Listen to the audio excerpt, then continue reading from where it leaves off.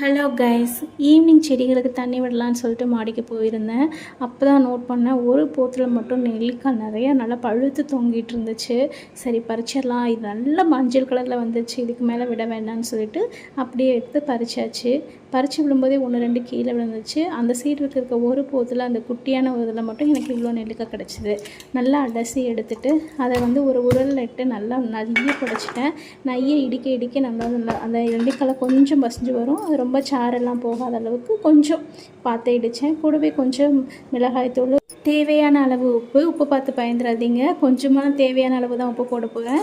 உப்பு போட்டுட்டு அந்த மிளகாய்த்தூளும் உப்பு நெல்லிக்காய் எல்லாமே சேர்ந்து நல்லா குலுக்கி எடுத்தோம் அப்படின்னாக்கா, நல்லா ஒட்டுற அளவுக்கு எடுத்தோம் அப்படின்னா நல்லா ஊறுகாய் மாதிரி வந்துடும். இதை அப்படியே தாளித்து நம்ம யூஸ் பண்ணிக்கலாம். அப்படி இல்லைன்னா இதை அப்படியே சாப்பிட்டா ரொம்பவே சூப்பராக இருக்கும். என் வீட்டுக்காரருக்கு காரம் ரொம்பவே பிடிக்கும். அதனால் ஆத்துக்காருக்கு கொடுத்துட்டேன். வாழ்க வளமுடன்.